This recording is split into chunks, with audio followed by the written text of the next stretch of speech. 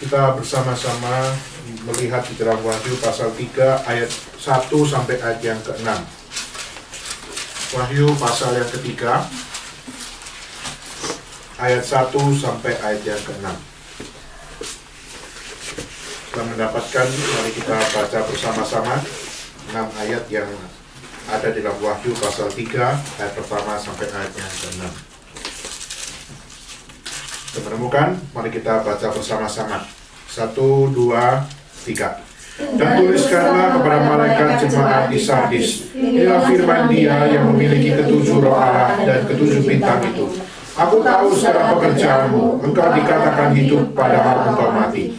Bangunlah dan kuatkanlah apa yang masih tinggal yang sudah hampir mati. Sebab tidak satu pun dari pekerjaanmu aku dapati sempurna di hadapan Allahku. Karena itu ingatlah bagaimana engkau telah menerima dan mendengarnya.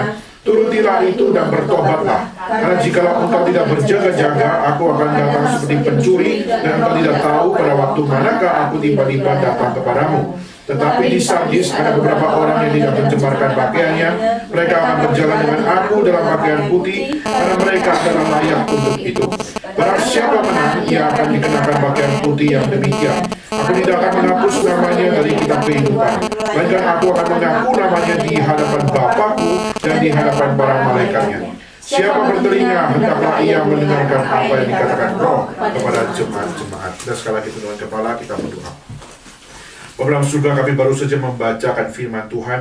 Ajar kami Tuhan untuk kami dapat menelaah setiap apa yang menjadi firman Tuhan yang akan kami dengar pada hari ini. Berikan hati yang takut kepada Tuhan, hati yang rela dididik sebagai seorang murid, agar kami tahu bahwa kami bukan mendengar firman untuk sesuatu yang sia-sia. Tapi kami percaya pada saat kami mendengar firman Tuhan, ada yang mau dirubah oleh Tuhan di dalam kehidupan kami, yaitu melalui setiap firman-Mu. Dan biarlah firman-Mu bertahta di dalam hidup kami masing-masing, sehingga kami tahu sungguh bahwa firman Tuhan itu berharga di dalam hidup kami. Dan kami mau berubah, kami mau dituntun, kami mau dididik, dan kami mau bertumbuh dan berbuah di dalam firman Tuhan.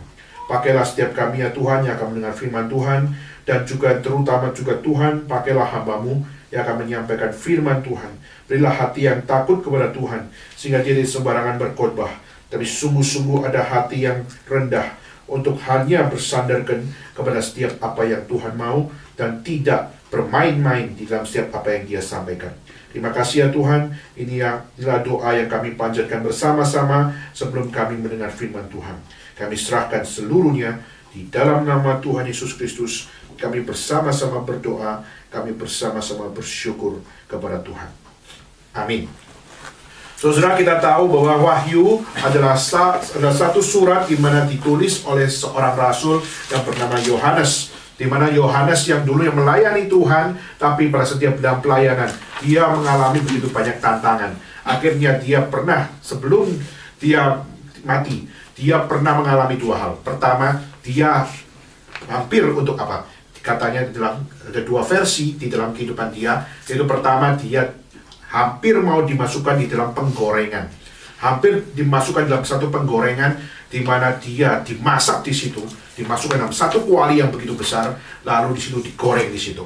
Ya, pada saat kita melihat ada satu versi yang mengatakan ini, tapi juga ada satu versi di mana Yohanes dimasukkan di dalam satu kuali di situ, sudah di dalamnya, dan orang-orang pada saat melihat kasihan kepada Yohanes, akhirnya dia sudah dimasukkan di dalam kuali itu, dalam badan sudah melepuh, lalu akhirnya baru diangkat, lalu baru dibuang ke Pulau Patmos. Maka ada dua versi tentang bagaimana Yohanes tidak menjalani hidup. Tapi hari ini kita coba untuk melihat, di saat Yohanes mengalami maupun tidak mengalami akan panasnya kuali yang melepuhkan tubuh dia, sudah, akhirnya dia dibuang ke satu pulau namanya Pulau Patmos. Dan pada saat dia dibuang di Pulau Patmos, Tuhan izinkan dia untuk menerima wahyu dari Tuhan, yaitu akhirnya dia menjadi penulis dari kitab Wahyu. Nah, saudara, pada saat kita lihat di sini, seorang hamba Tuhan, seorang nabi Tuhan, seorang rasul, pada saat dia menjalani pelayanan, dia mengalami begitu banyak tantangan-tantangan yang begitu menyedihkan, di mana dia melayani Tuhan, hatinya lurus kepada Tuhan. Tapi apa yang diterima? Yang diterima adalah begitu banyak penolakan demi penolakan. Yang diterima begitu banyak akan satu hal, caci maki. Dan yang diterima adalah satu hal, orang disrespect terhadap diri seorang rasul, saudara. Tapi no matter what, Yohanes tetap menjalankan itu dengan lurus apa yang menjadi iman kepercayaan dia. Meskipun dia digoreng maupun tidak digoreng, akhirnya dia dibuang di Patmos, maka disitu Tuhan memberikan penghiburan. Yaitu apa? Tuhan masih memberikan firman Tuhan kepada seorang rasul yang bernama Yohanes ini. Nah, bagian pasal 3 ayat pertama sampai ayat yang ke-6, ini adalah satu surat yang ditujukan kepada satu jemaat, saudara. Satu jemaat yang berada di Sardis, saudara. Mungkin saudara tidak punya bayangan Sardis itu apa, tetapi saudara, Sardis itu adalah ibu kota di satu provinsi namanya Provinsi Lydia. Ada nama Lydia di sini ya. Sardis itu adalah ibu kota dari satu provinsi Lydia, di mana kota itu menjadi satu kota yang penting sekali di Asia waktu itu. Kenapa? Karena di Sardis itu ada satu jalan darat yang memiliki satu hubungan dengan satu kota yang juga sangat penting. Sardis memiliki satu jalan jalan darat yang penting sekali dengan kota yang namanya Efesus. Sekarang itu di daerah Turki situ. Itu ada satu hubungan komunikasi di situ. Ada hubungan akan perjalanan di situ. Efesus. Lalu bukan hanya Efesus saja. Ada satu hubungan juga dengan Pergamus, kota lagi. Lalu ada dengan Smyrna. Lalu juga ada dengan Philadelphia.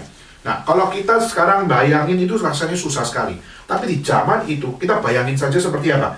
Seperti Beijing, punya connection dengan Tianjin, bisa connection dengan Hebei, bisa connection dengan Qingdao dan sebagainya. Maka itu satu hubungan, satu jalan darat yang sudah tersedia, tempat yang sangat-sangat strategis, saudara. Tempat yang sangat-sangat memiliki satu connecting link yang efisien sekali, saudara. Tetapi seefisien-efisiennya satu connecting link di situ, ya, selancar-lancarnya perjalanan perjalanan darat antara satu kota dengan kota yang lain, sudah. Apakah menjamin bahwa jemaat yang ada di situ pasti tidak mengalami problem? Apakah pasti bahwa jemaat yang efisien tidak mengalami out of trouble di dalam gereja tersebut, sudah? Jemaat Sardis, kalau kita melihat kembali kepada sejarah, kita akan menemukan bahwa jemaat Sardis itu adalah jemaat yang berkembang, jemaat yang maju, bisa dikatakan sebagai jemaat yang berjumlah banyak, saudara. Kalau kita punya pemikiran jemaat yang berkembang, berjemaat yang maju, jemaat yang orangnya banyak, pasti kita mengatakan jemaat yang bagaimana? Pasti kita mengatakan kalau berkembang, kalau maju, orangnya banyak, pasti hidup ini gereja. Kalau orangnya dikit, kagak berkembang, kagak maju-maju, pasti ini gereja mati. Seringkali kita punya konsep seperti itu, saudara.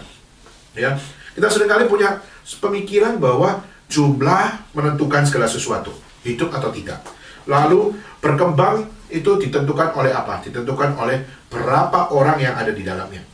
Tapi saudara, jemaat Sardis meskipun punya jumlah kuantiti begitu banyak, ya, kelihatannya berkembang, kelihatannya maju, tanda kutip kelihatannya hidup, saudara. Tetapi kenapa justru Yohanes mengatakan apa? Aku tahu segala pekerjaanmu, engkau dikatakan hidup, saudara. Jumlahnya banyak, kamu dikatakan hidup. Berkembang, kamu dikatakan hidup. Bahkan dikatakan bahwa apa? Kamu maju, dikatakan hidup. Tapi herannya, Yohanes punya pemikiran berbeda. Di saat mereka gereja yang kelihatannya maju, yang jumlahnya begitu banyak, Yohanes justru mengatakan, di saat aku tahu segala pekerjaanmu, engkau dikatakan hidup. Penekanannya yaitu apa? Padahal, saudara. Padahal engkau mati, saudara. Kenapa Yohanes bisa memiliki satu konsep yang seperti ini? Orangnya banyak loh, gerejanya maju loh, jemaatnya maju, berkembang. Tapi justru dia mengatakan, kamu sudah mati. Padahal kamu mati di dalamnya. Saudara, what is the problem? Apa yang menjadi problem di dalam jemaat di Sardis? Kenapa Yohanes harus memberikan kata kritikan kepada jemaat di sini, mengatakan bahwa kamu dikatakan hidup padahal engkau mati? Apa yang menjadi problem, saudara? Problemnya adalah mereka melayani Tuhan, melayani. Jumlah mereka begitu banyak, yes. Tapi tidak ada pertobatan yang sejati. Mereka melayani tapi tidak bertobat. Kelihatannya eksis tapi mereka lagi sekarat. Kelihatannya mereka mengerjakan sesuatu untuk Tuhan, tapi Tuhan tidak merasa bahwa apa yang dikerjakan itu adalah untuk Dia. Maka ayat pertama pada saat kita melihat, aku tahu segala pekerjaanmu. Saudara, kata aku tahu segala pekerjaanmu berarti jemaat ini bekerja nggak? Jemaat ini doing something, did something. Dia mengerjakan sesuatu. Ada satu action yang muncul, saudara. Saudara, ada satu gerakan, ada satu movement muncul di situ. Tapi pada saat kita melihat movement di situ bisa kita katakan sebagai apa, saudara? Misalnya pekerjaan itu adalah sebuah pelayanan, saudara. Mungkin kita bisa katakan sebuah kesetiaan pelayani, cinta kasih, fellowship, maupun di dalam iman. Mungkin kita belajar untuk sungguh-sungguh berkorban untuk Tuhan, katanya. Kita sudah melakukan sebuah pekerjaan untuk Tuhan. Ya. Tetapi, saudara, kenapa justru Yohanes mengatakan engkau mati, saudara? Kenapa semuanya itu menjadi sebuah hal yang harus dikritik oleh seorang rasul yang bernama Yohanes? Maka, saudara, hal ini menjadi satu hal, sebuah realita. Banyak orang di dalam gereja melayani Tuhan, terus kita mereka di dalam kesungguhan dia, di dalam kesetiaan, di dalam cinta kasih, maupun di dalam setiap iman, tanda kutip. Mereka pun masih jatuh di dalam sebuah hal. Mereka belum mencicipi kehidupan di dalamnya. Mereka melakukan banyak hal, tapi mereka masih jatuh di dalam keakraban di dalam jemaat tersebut. Belum masuk di dalam inti dari jemaat tersebut, yaitu mengalami cinta kasih Tuhan, mengalami kebenaran Tuhan, mengalami akan satu keadilan Tuhan di dalam jemaat tersebut. Maka pada saat kita melihat di sini, berarti something wrong dengan jemaat ini. Jemaat yang berkembang ini something wrong. Jemaat yang maju ini something wrong. Lalu ayat 2 muncul dengan sebuah statement, bangunlah dan kuatkanlah. Saudara, ada kata bangun di situ. Ada kata kuatkan di situ. Kenapa ada kata bangun? Bukannya sudah mati, saudara. Bukannya sudah mati, ngapain dibangunin, saudara? Mati ya mati istilahnya. Kenapa harus pakai kata bangun? Maka, saudara, ini nggak bisa lepas dari sebuah sejarah, ya. Memang kita paling nggak suka tuh belajar sejarah. Kenapa? Karena sejarah itu sesuatu yang sangat boring kalau kita mau belajar. Tapi mau nggak mau kita hidup di dalam sejarah dan kita harus belajar dari sejarah. Ya. Nah, Sardis, kota Sardis itu dulunya adalah kota yang begitu maju sekali, saudara. Ya. Nah, kota yang sangat maju, tetapi 80 tahun sebelum Yohanes menerima wahyu itu, Sardis yang kota yang sangat maju itu pernah mengalami satu tragedi, yaitu apa? Pernah mengalami gempa bumi yang begitu besar, akhirnya Sardis hancur hanya karena alam, saudara. Jadi gempa bumi yang besar itu menghancurkan satu kota yang namanya kota Sardis. Akhirnya pada saat kota Sardis yang dulunya begitu maju, akhirnya kena gempa bumi dan akhirnya kota itu hancur. Akhirnya Kaisar Romawi yang adalah petinggi di situ harus untuk apa? Memikirkan gimana harus merenovasi satu kota yang ada di Sardis. Seperti misalnya Aceh kena gempa bumi lalu kena tsunami. Setelah kena tsunami, gimana pemerintah Indonesia harus pikirin gimana untuk bangun itu Aceh. Nah, itu bayangannya seperti itu.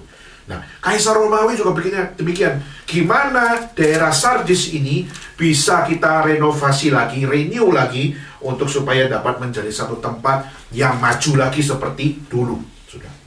Tetapi, sudah, setelah Kaisar Romawi coba berpikir, coba untuk membangun kota Sardis ini, karena kota Sardis ini penting sekali karena memiliki connecting link. Tadi saya sudah ngomong, ada hubungan dengan Efesus, Pergamus, Smyrna, dan Philadelphia. Tetapi problemnya adalah apa? Bertahun-tahun kota Sardis coba untuk dibangun. Hasilnya yaitu tidak pernah pulih seperti dulu lagi. Kota itu akhirnya berkembang, maju, tapi tidak sehebat dulu lagi. Nah, inilah satu hal, yaitu apa yang terjadi dalam sejarah, saudara. Tapi, saudara, ironisnya, saudara, setelah kita melihat orang Kristen di zaman waktu dulu sebelum gempa bumi, mereka begitu cinta melayani Tuhan. Jumlah mereka juga banyak. Mereka begitu maju. Kenapa Tuhan harus memakai, Yohanes itu berkata, padahal engkau mati, dan Yohanes harus mengatakan, bangun dan kuatkanlah. Kenapa, saudara? Karena orang Kristen yang dulu sebelum gempa bumi itu, mereka begitu cinta Tuhan. Tetapi setelah gempa bumi itu datang, maka mereka tetap melayani Tuhan nggak? Tetap melayani. Tetap nggak mereka mengerjakan pelayanan cinta, kasih, fellowship dan sebagainya. Mereka melakukan itu. Tetap melayani seperti biasa. Tetapi di dalam konsep yang beda. Kenapa? Karena sebelum gempa bumi mereka melayani dengan awal mula itu tidak ada kesulitan. Tapi setelah gempa bumi datang, lalu pada saat pemerintah mau bangun kota Sardis itu tidak maju-maju, terus terang, kalau kota nggak maju, berarti perekonomian juga nggak maju. Mereka pun mengalami kesulitan di dalam hidup mereka. Akhirnya pada saat kesulitan di dalam hidup dan mengalami satu kesedihan dan sebagainya, akhirnya di situ mereka tetap ke gereja, mereka tetap beribadah.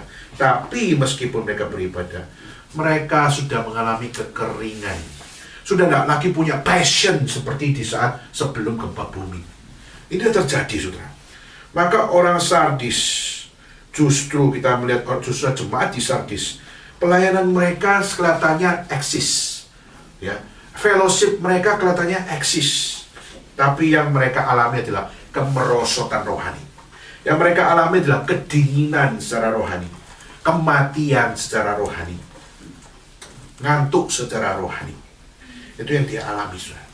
Maka jemaat Sardis masih melayani, tapi tidak ada fire di dalam pelayanan dia. Tidak ada satu passion di dalam pelayanan dia. Seperti mayat betul-betul, atau seperti orang yang sudah sekarat betul-betul di hadapan Tuhan. Saudara, kalau gereja seperti ini, kelihatannya ada activities di dalamnya.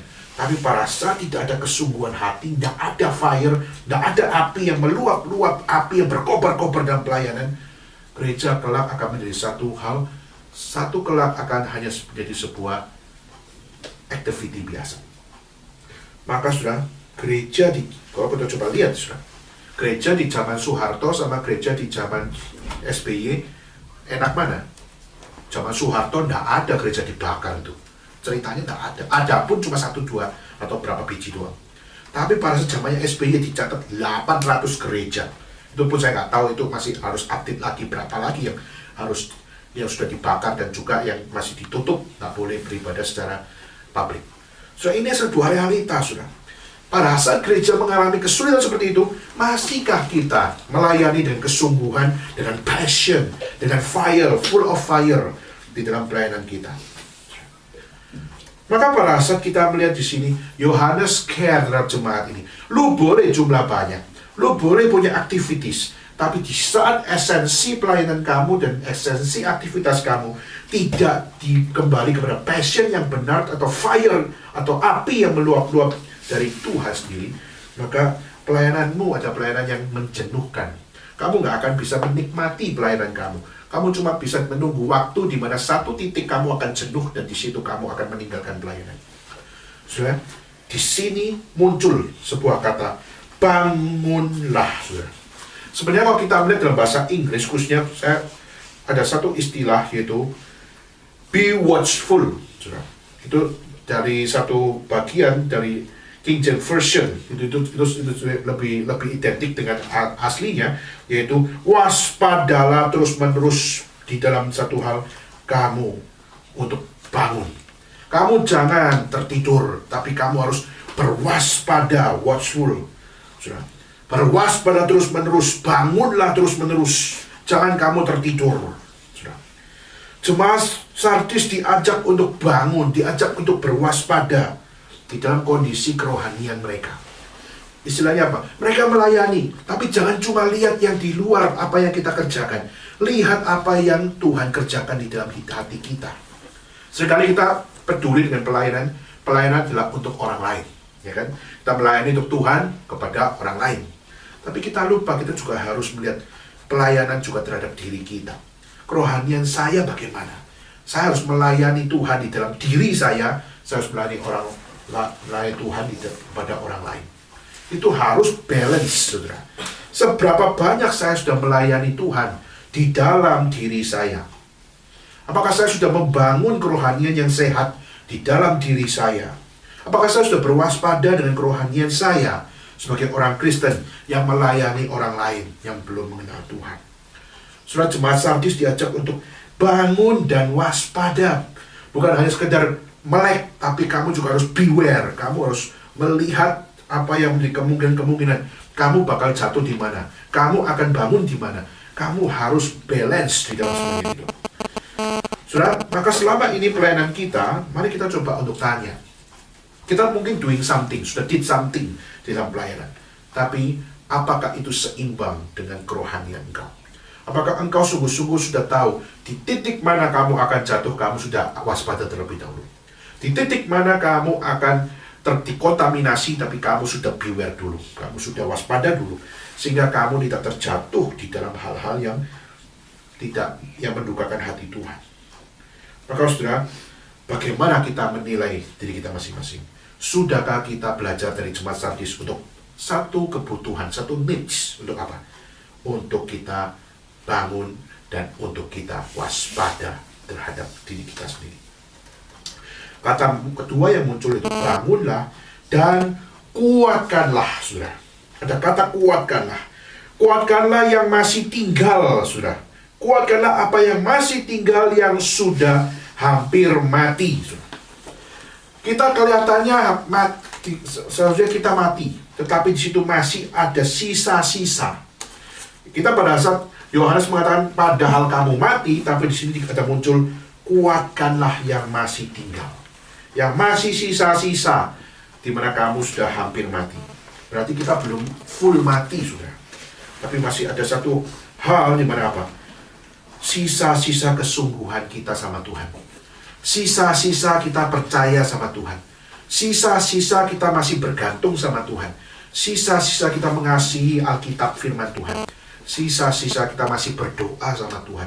Sisa-sisa kita masih melayani Tuhan. Tuhan katakan apa? Kuatkanlah, bangun, dan waspadalah. Di sini ada sebuah order untuk apa? Kobarkan kembali apa yang sisa itu. Kita masih punya sisa kesungguhan hati, kobarkan kembali kesungguhan hati kita. Pada saat kita masih punya sisa-sisa mengasihi firman Tuhan dengan membaca kebenaran Tuhan, minta Tuhan kobarkan kembali untuk kita mengasihi kembali Alkitab kita dan baca. Kita masih punya sisa-sisa doa di mana kita malas doa, tapi kita kadang masih doa. Minta Tuhan kobarkan kembali untuk kita belajar berdoa dengan benar. Saudara, minta kepada Tuhan, bangunkan saya. Minta Tuhan, berikan kewaspadaan kepada hamba-Mu. Dan kuatkanlah yang sisa ini, supaya aku bisa lebih lagi, dan lebih lagi. Maka saudara, inilah sebuah ayat di mana kita diajak untuk mencicipi bahwa apa? Ayo kita belajar dari jemaat Sardis gitu. Kita juga punya sisa-sisa, bukan? Kita punya sisa-sisa, mungkin kita malas baca Alkitab. Minta Tuhan kobarkan kembali aku baca Alkitab. Kobarkan kembali aku berdoa. Kobarkan kembali aku mengasihi jemaat, mengasihi Injil, mengasihi orang-orang yang belum mengenal Tuhan, dan sebagainya. Maka saat ini satu beauty di dalam pelayanan, saudara, di mana seorang rasul memberikan kata bangun, memberikan kata waspada, memberikan kata kuatkanlah. Kenapa? Masih ada sisa di dalam hatimu. Kamu bukan pure bidat. Masih ada hal yang Tuhan masih lihat. Kebenaran dalam hati kita yang harus kembali dikobarkan supaya kita tidak hidup di dalam kesalahan, tidak hidup di dalam kehancuran di dalam orang kekristenan kita.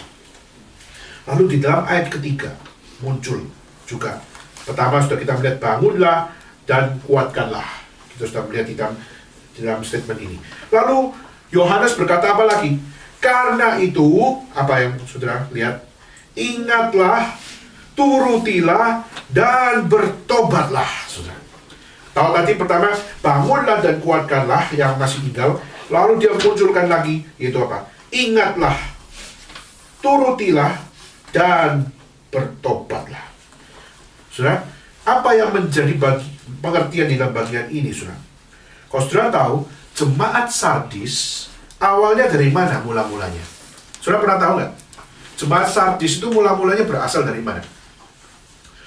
Jemaat Sardis itu mula-mula berasal dari, kalau kita kembali dalam Kisah Para Rasul, ya. Kalau saudara kembali kepada Kisah Para Rasul, di mana pada saat Petrus berkhotbah, dia berkhotbah di Yerusalem. Coba kita buka dalam Kisah Para Rasul. Kita buka ya.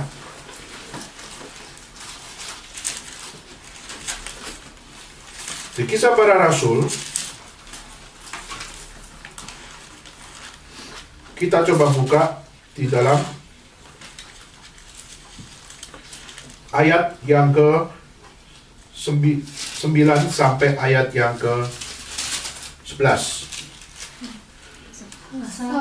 Kisah Para Rasul pasal 2. Kita orang Partia, Media, Elam, penduduk Mesopotamia, Yudea dan Kapadokia, Pontius dan Asia, Frigia, ini dekat dengan tempat itu, Pamfilia, Mesir, dan daerah-daerah Libya yang berdekatan dengan Kirene, pendatang-pendatang dari Roma.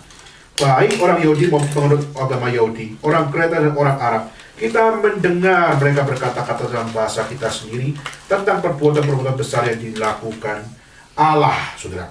Pada saat kita melihat di sini, kemungkinan di dalam sejarah dicatat bagaimana jemaat Sardis muncul adalah karena ada orang-orang percaya yang berasal dari daerah di mana Sardis berada, yaitu di dekat Frigia, di daerah Pamfilia. Di situ, itu adalah satu daerah-daerah di mana mereka mendengar firman Tuhan di saat mendengar khotbah dari Petrus. Lalu mereka pulang ke daerah situ, lalu mereka men-sharingkan Injil. Dan akhirnya dari Yerusalem keluar ke mana? Keluar dari Yudea, keluar dari Samaria, menuju kepada tempat yang namanya Pamfilia, lalu juga tempat yang lain. Lalu di situ akhirnya firman Tuhan diberitakan lebih lagi, dan akhirnya Sardis adalah salah satu kota di mana mereka menerima Injil Tuhan, dan akhirnya muncullah gereja yang dinamakan Jemaat Sardis itu. Maka sudah, jemaat-jemaat itu muncul dari mana? Dari Injil yang diberitakan dari Yerusalem. Maka ini sesuai dengan Alkitab, di mana Alkitab mencatat bahwa apa? Pada saat Yesus berkata, "Pergilah, jadikanlah semua bangsa muridku." Dimulai dari Yerusalem, Yudea, Samaria, sampai ke ujung bumi. Itu adalah pemberitaan Injil. Dan pemberitaan Injil menghasilkan akan gereja-gereja yang memberitakan Injil juga. Maka Sardis adalah salah satu jemaat. Mereka mendengar Injil Tuhan, mereka langsung antusias. Akhirnya apa? Akhirnya mereka mendirikan gereja, mendirikan jemaat Tuhan. Ya. Tetapi saudara, coba lihat, apa bedanya jemaat yang ada di Sardis dengan jemaat-jemaat yang lain? Di dalam Alkitab ada jemaat-jemaat, misalnya jemaat di Galatia, ya, jemaat di Efesus, jemaat di Kolose. Apa bedanya dengan jemaat yang ada di Sardis? Saudara, apa bedanya? Kalau Galatia sama Kolose sama Efesus, mereka ini juga jemaat Tuhan, tapi mereka punya problem besar sekali. Apa problemnya? Problemnya yaitu mereka harus berhadapan dengan nabi-nabi palsu. Dia bertemu dengan ajaran-ajaran sesat, bertemu dengan filsafat-filsafat yang begitu menekankan rasio untuk menghancurkan iman kekristenan. Maka yang harus dihadapi oleh jemaat-jemaat yang ada di Efesus, Galatia, dan Kolose adalah nabi-nabi palsu. Tetapi herannya pada saat kita melihat Sardis mengalami apa? Apakah ada tantangan nabi-nabi palsu di dalam jemaat di situ? Dicatat tidak ada, saudara. Tidak ada tantangan nabi-nabi palsu di kota itu. Maka tidak ada tantangan dari luar sebenarnya. Tidak ada satu problem dari luar menghancurkan kita seperti satu tentara, misalnya kita tentara Indonesia, tentara Malaysia datang untuk memberikan pertarungan kepada kita. Tidak ada tantangan dari luar. Jemaat bukan hancur dari luar saja. Di sini kita belajar bahwa apa? Gak ada tantangan dari luar, sudah. Jangan kita percaya diri bahwa apa? Kita pasti gak mungkin jatuh. Kenapa? Karena jemaat pun bisa hancur dari dalam. Orang dalam sendiri yang menghancurkan dirinya, sehingga jemaat itu hancur karena serangan dari dalam, bukan serangan dari luar. Saudara. Maka pada saat kita melihat di sini, seringkali kalau kita nggak ada tantangan dari luar, kita merasa aman, kita merasa comfort. Tapi sudah, kita harus sebenarnya bersyukur bahwa apa? Kalau ada tantangan dari luar tuh kita tahu jelas musuh kita siapa. Ya kan? Tapi pada saat kita nggak ada tantangan dari luar, kita nggak jelas musuh kita siapa. Kenapa? Jangan-jangan musuh kita adalah teman kita sendiri. Kadang musuh kita adalah anak didik kita sendiri. Kadang musuh kita adalah orang-orang yang di atas kita. Dan sebagainya, dan sebagainya. Mas saudara, inilah sebuah hal, realita saudara. Jemaat Tuhan, kalau kamu nggak waspada, kamu nggak bangun, dan kamu tidak memiliki akan satu semangat untuk menjaga dirimu, maka kamu mungkin kelihatannya eksis, kelihatannya kamu ada, jumlahmu banyak, tapi kamu mati. Kenapa? Karena kamu menghancurkan dirimu di dalam jemaat itu sendiri, from inside the church. Maka saudara, di sini kita melihat bagaimana jemaat Sardis dikatakan oleh Tuhan bahwa kamu kelihatannya hidup, padahal kamu mati. Maka Tuhan memakai Yohanes untuk memberikan satu didikan untuk apa? Yaitu, ingatlah bagaimana engkau telah menerima dan mendengarnya. Mendengar apa? Mendengar Injil Tuhan. Ingatlah pertama kali kamu kok bisa bertobat, itu kenapa? Coba ingat kenapa kamu bisa mendengar firman Tuhan, kenapa kamu bisa dengar Injil Tuhan.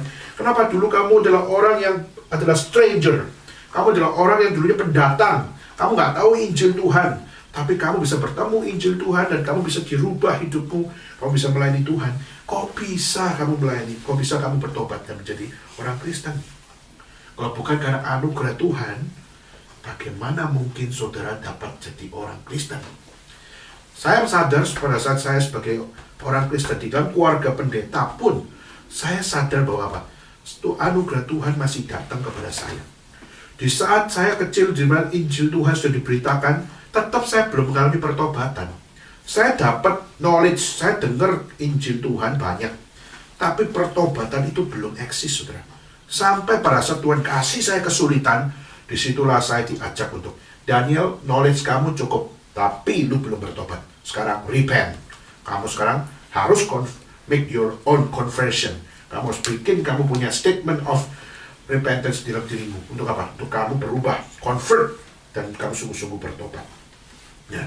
Maka di sini kita melihat jemaat ini pun juga diajak untuk apa? Ingat dulu apa yang sudah kamu dengar, Injil yang sudah kamu terima, Injil yang sudah kamu dengar. Maka turutilah itu dan bertobatlah. Jadi kalau tadi yang pertama, bangunlah dan apa? Bangunlah dan waspadalah dan kuatkanlah, ya. Maka itu 3 statement yang muncul: bangun, waspada, dan kuatkan. Lalu ayat ketiga bicara tentang ingat, turuti, dan bertobat. Ya. 3 kata ini, ingat, turuti, dan bertobat. Dan 3 kata ini muncul di dalam tenses present imperatif atau terus menerus, continue. Ingatlah terus menerus, turutilah terus menerus, bertobatlah terus-menerus. Berarti bukan cuma sekali bertobat sudah, sekali berturuti sudah, sekali ingat sudah. Enggak. Tapi ada sebuah continuity, ada satu hal, kita terus-menerus mengingat itu. Apa yang saudara ingat? Injil Tuhan. Coba terus ingat gimana kamu bisa mendengar Injil. Coba terus turuti gimana Injil itu dapat kulakukan. Terus bertobat gimana Injil mengubahku hari demi hari. Inilah satu hal everyday life kita, sudah. Everyday life kita itu yaitu bagaimana kita mengingat kita bisa dapat dengar Injil. Everyday life kita adalah gimana kita menuruti Injil, karena Injil pasti dapat beraplikasi. Bagaimana everyday life kita adalah gimana Injil mengubahku hari demi hari. Semakin serupa dengan Tuhan, semakin mencintai Tuhan. Ya. Maka saudara, kita nggak cuma ingat doang, ada satu tindakan nyata di situ, yaitu menuruti. Itu di dalam itu di dalam sebuah menuruti firman Tuhan, itu di dalam pertobatan day by day. Maka saudara, ini adalah hal yang serius, di mana jemaat yang eksis, kalau kamu tidak mengingat gimana kamu dapat mendengar Injil. Kalau kamu nggak mengingat bagaimana kamu harus menuruti firman Tuhan dan bertobat, meminta Tuhan merubah hidup aku day by day, kita mungkin kelihatannya jemaat yang berkumpul, tapi there is no life in this church. Tidak ada kehidupan di dalam gereja itu. Maukah saudara menjadi orang yang demikian? Maka saudara, ini adalah serius saudara. Kenapa? Karena kita coba untuk melihat lagi, kenapa kita harus mendengar, kenapa kita harus menuruti, dan kita harus bertobat secara terus-menerus. Lanjutannya, karena jikalau engkau tidak berjaga-jaga, jadi kalau kamu nggak bangun, kamu nggak waspada, kamu nggak kuatkan hatimu, kalau kamu nggak mendengar, kamu nggak menuruti, dan kamu nggak bertobat, apa yang muncul? Karena jikalau engkau tidak berjaga-jaga, aku akan datang seperti pencuri, dan engkau tidak tahu waktu manakah aku tiba-tiba datang kepadamu. Berarti apa? Kita nggak siap dengan kedatangan Tuhan. Kalau kita nggak berjaga-jaga, kita nggak mengingat, kita nggak menuruti, kita nggak bertobat, kita nggak menguatkan sisa-sisa kita untuk dibakar kembali, sudah, kita nggak akan siap dengan kedatangan Tuhan. Tuhan datang kedua kali itu di dalam sebuah misteri. There's no one can know the second coming of Jesus Christ. Tidak ada satupun yang tahu. Maka sudah, kalau engkau tidak membangun kembali, tidak untuk mengobarkan kembali, dan kamu nggak menuruti, kamu nggak mau untuk dengar lagi, kamu nggak mau untuk mengalami pertobatan lagi, maka sudah, engkau akan hidup di dalam ketakutan day by day. Kamu akan hidup di dalam satu ketidaksiapan di dalam menyambut Tuhan datang kedua kali. Maka bangunlah saudara, kuatkan dirimu, ingatlah, turutilah, dan bertobatlah. Inilah satu kata-kata yang kita bisa untuk introspeksi di dalam diri kita masing-masing. Untuk apa? Untuk kita dapat belajar from zero. Untuk apa? Masih ada sisa, aku mau itu dikobarkan kembali supaya aku bisa hidup dengan benar.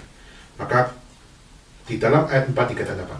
Tetapi di Sardis, meskipun di dalam jemaat yang seperti itu, ada beberapa orang yang tidak mencemarkan pakaiannya. Mereka akan berjalan dengan aku dalam pakaian putih, karena mereka adalah layak untuk itu. Ini memberikan informasi apa, saudara? Memberikan informasi bahwa masih ada loh orang yang hidup kayak begitu. Orang suci masih ada nggak? Orang yang hidup suci ada nggak? Kita bisa katakan masih ada. Tapi cuma berapa? Beberapa. Berarti banyak orang melayani Tuhan, banyak orang di dalam jemaat Sardis, banyak, kuantitasnya banyak. Tapi yang hidup lurus, yang hidup benar, berapa banyak? Beberapa orang saja. Beberapa orang yang tidak mencemarkan pakaiannya. Di situ bukan pakaian baju, saudara, tapi mencemarkan akan kerohanian dia. Mencemarkan akan apa yang dari Christian life dia. Dia tidak mencemarkan iman dia. Mereka tetap berjalan dengan Tuhan. Dicatat begitu. Beberapa orang ini tidak mencemarkan imannya. Mereka berjalan dengan aku. Waduh, walking with God. Kemarin kalau dia men-sharingkan bagaimana walking footprints itu ya. Kita melihat bagaimana, wah kok kelihatannya gua kok berjalan sendirian ya. Tidak, tapi justru Tuhan yang pangku kalian, yang pangku kita, dan sebagainya. Maka di sini kita melihat bagaimana bersama dengan Tuhan, dicatat bagaimana aku berjalan dengan Tuhan. Maka kelayakan dia dikatakan sebagai orang yang tidak cemar itu karena siapa? Bukan karena mereka, tapi kelayakan mereka dikatakan sebagai orang yang sebagai orang yang suci, itulah karena Tuhan yang memangku, Tuhan yang mengajak kita untuk berjalan di dalam jalannya. Maka luar biasa, saudara, kalau kita bisa menjadi beberapa orang yang ada di dalam Alkitab ini. Masih adakah beberapa orang itu di dalam gereja ini? Masih adakah beberapa orang ini di dalam seluruh gereja di seluruh dunia? Masih adakah beberapa orang ini? Saudara, kita harus belajar untuk introspeksi diri. Kekristenan kita sudah berapa, tanda kutip, taat kita mengikuti firman Tuhan. Ayat kelima dikatakan, barang siapa menang, ia dikenakan pakaian putih yang demikian. Aku tidak akan menghapus namanya dari kitab kehidupan, melainkan aku akan mengaku namanya di hadapan Bapakku dan para malaikatnya. Ada nggak orang yang seperti ini? Ada nggak orang yang masih diberikan pakaian putih oleh Tuhan? Adakah orang yang tidak akan menghapus, yang namanya tidak dihapus oleh Tuhan dari kitab kehidupan? Ada nggak yang justru namanya diakui oleh Tuhan di hadapan Bapa, di hadapan para malaikatnya? Ada. Meskipun ada cuma beberapa. Di dalam jemaat Sardis ada beberapa. Tapi yang beberapa itu, itulah yang harus kita kejar, saudara. Justru yang beberapa itu haruslah yang menjadi satu hal. Akukah yang ada di dalamnya? Akukah yang meninggalkan menjadi beberapa? Atau aku berada di dalam beberapa itu? Apakah namaku akan dihapus oleh Tuhan? Atau namaku tidak akan dihapus oleh Tuhan? Apakah aku masih diakui oleh Tuhan? Atau Tuhan tidak mengakui seperti 10 darah yang dikatakan, nyala engkau karena aku tidak mengenal engkau. Wah, saudara, it's time for us, it's time for action to repent ourselves. Untuk kita sama-sama untuk membangun sebuah pertobatan yang sejati. Ayat 6 ditutup dengan sebuah istilah. Siapa bertelinga, hendaklah ia mendengarkan apa yang dikatakan Roh kepada jemaat-jemaat. Maka jemaat-jemaat, kamu sudah melayani Tuhan, tetap kamu harus belajar mendengar. Harus belajar membuka telinga dengan waspada. Tetap memohon Tuhan membakar akan kerohanian kita. Untuk apa? Untuk kita terus belajar menuruti firman Tuhan. Dan kita bertobat day by day. Untuk apa? Memulai kehidupan yang suci, di mana Tuhan berkata bahwa aku mengenal engkau, di mana Tuhan mengatakan bahwa engkau akan kukenakan pakaian putih. Tuhan akan mengatakan bahwa namamu tidak dihapus dari kitab kejadian kehidupan, dan Tuhan mengaku namamu di dalam surga. Maka dimulai dari mana, saudara? Telinga. Siapa bertelinga, dengarkan baik-baik apa yang menjadi kata-kata Tuhan melalui Yohanes. Maka ini untuk jemaat di Sardis. Biarlah kita dapat belajar. Bila kata-kata Yohanes untuk jemaat di Sardis menjadi sebuah peringatan buat kita semua juga. It's time for us to listen more carefully. It's time for us to obey dearly. Dan kita mau untuk apa? It's time for us to repent continually di dalam hidup kita masing-masing. Saudara, ini adalah sebuah latihan rohani untuk kita coba untuk belajar, saudara. Ada waktunya kita main-main, saudara, main monopoli deal dan sebagainya. Ada waktunya kita main-main. Ada yang waktu untuk kita just for fun. Tapi kita juga punya waktu, harus punya waktu untuk apa? Membereskan kerohanian kita. Kalau kerohanian kita nggak beres, saudara, kita mau main monopoli deal terus, ya nggak apa-apa. Tapi engkau tidak akan bertumbuh. Tapi pada saat kita belajar untuk apa? Kerohanianku, aku mau seimbang. Untuk apa? Untuk aku dapat melaksanakan apa yang Tuhan mau. Maka Tuhan, sekarang jadikan ini doaku untuk apa? Bangunkan aku, kobarkan aku kembali, ajak aku untuk mengingat kembali firman-Mu, menuruti firman-Mu, dan aku mau dengan serius bertobat di dalam Tuhan. Maka saudara, maukah kita bertobat kembali lebih lagi untuk mengasihi Tuhan melalui gereja ini? Jangan sampai kita menjadi jemaat yang kelihatannya eksis tapi tidak ada kehidupan di dalam. Minta api kerohanian kita dibakar kembali dan kita melayani dengan lebih lagi untuk Tuhan. Kita sama-sama tutup bersama-sama dengan doa. Kita akan berdiri.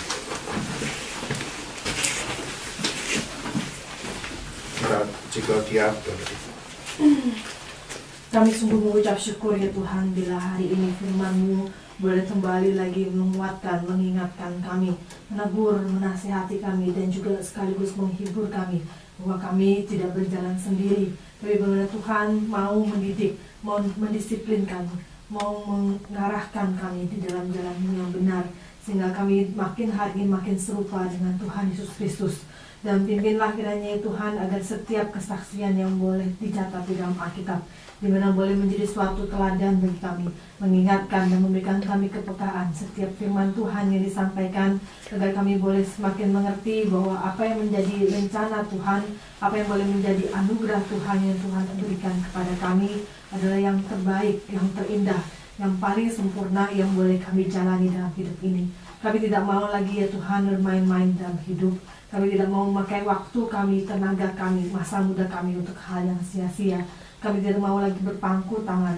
Tapi bagaimana dunia adalah dunia yang penuh dengan kekacauan, dunia yang gelap, dunia yang tidak ada pengharapan.